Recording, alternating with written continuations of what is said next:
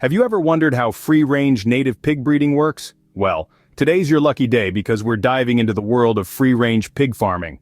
This farming method allows our curly-tailed friends to roam freely, foraging for their own food. It's a far cry from conventional farming where pigs are often confined to small spaces. Free-range farming promotes natural growth, as pigs can graze and root around as they please. This not only allows them to lead happier, healthier lives, but also significantly increases the quality of their meat.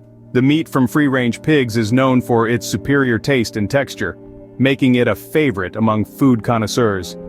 This method of pig farming also respects and preserves the natural behaviors and instincts of these intelligent animals.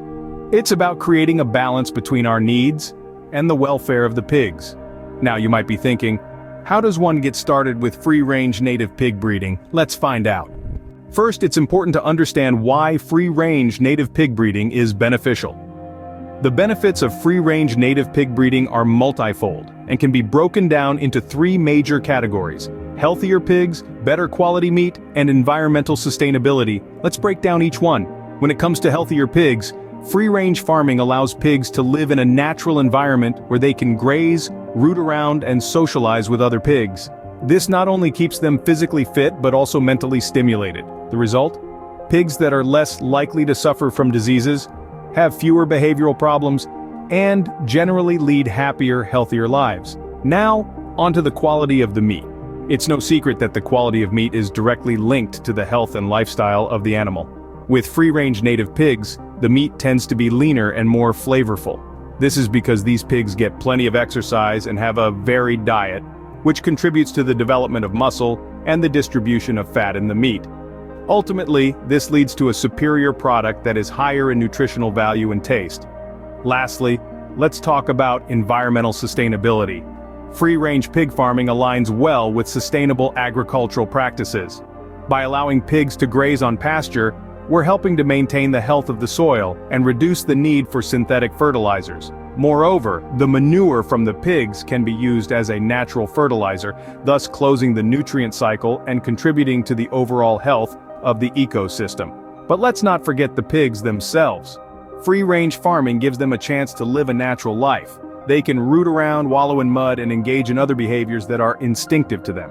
This leads to happier pigs, and as we've already discussed, happier pigs make for healthier pigs and better quality meat. So, free-range native pig breeding isn't just good for business, it's also good for the pigs and the environment. Before you dive into free-range native pig breeding, there are a few things you need to prepare. First and foremost, you'll need ample space. Free-range pig breeding isn't a small-scale backyard operation. Your porcine pals need room to roam, forage, and express their natural piggy behaviors. The exact amount of space will vary depending on the breed and number of pigs, but a general rule of thumb is a minimum of 1 acre for every 5 to 10 pigs. Next up is fencing. Now, pigs are known for their intelligence and curiosity, and let's not forget their impressive snouts, perfect for rooting around and potentially making a break for it.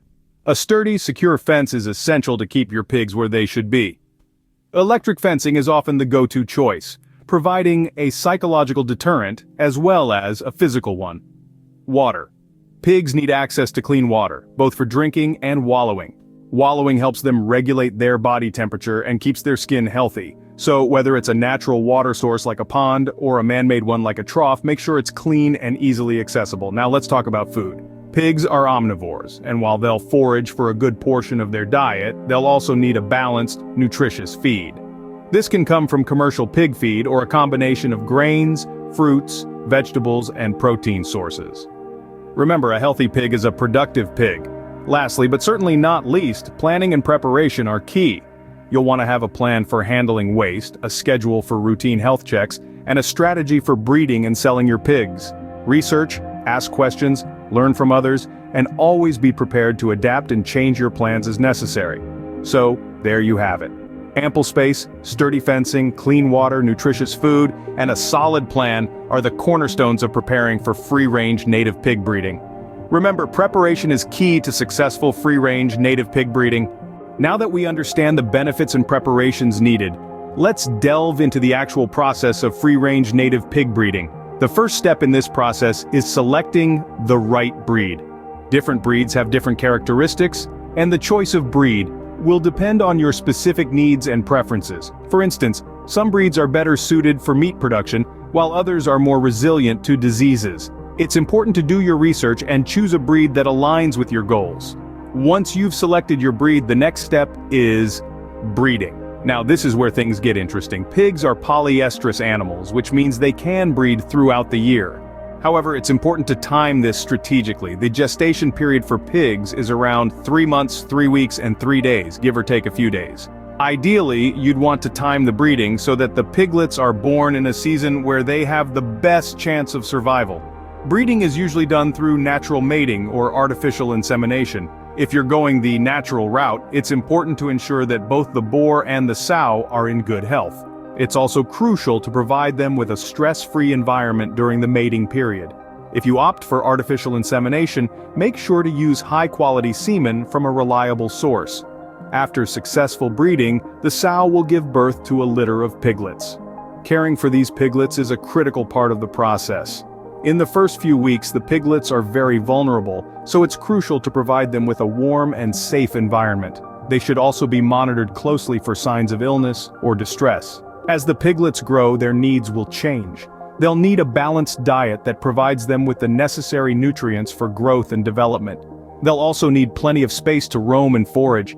Remember, we're talking about free-range pigs here. They thrive in environments where they can exhibit their natural behaviors. The cycle of breeding is continuous. As one batch of piglets is weaned and starts to grow, the next breeding cycle begins. It's important to manage this cycle effectively to maintain a healthy pig population.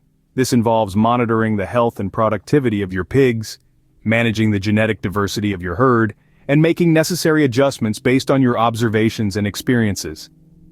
Breeding free-range native pigs is a complex process that requires knowledge, dedication, and a deep understanding of pig behavior and biology. But it's also a rewarding process. It allows you to produce high-quality, ethically raised pork and contributes to the preservation of native pig breeds. With the right knowledge and dedication, anyone can successfully breed free-range native pigs. Like any farming practice, free-range native pig breeding comes with its own set of challenges. One of the most common issues is disease control. Without the confinement of traditional farming, pigs are exposed to a wider range of potential diseases. This can be mitigated, however, through regular health checks, proper vaccination, and maintaining a clean environment. Another challenge is managing roaming pigs. It's in their nature to explore, and it's part of what makes free-range farming beneficial, but it can also lead to pigs wandering off or getting into areas they shouldn't. Regular monitoring, secure fencing, and training can help keep your pigs safe and where they should be. Lastly, weather conditions can also pose a challenge. Pigs need shelter from extreme temperatures and weather events. Providing adequate housing that allows for freedom of movement but also protects from the elements is crucial.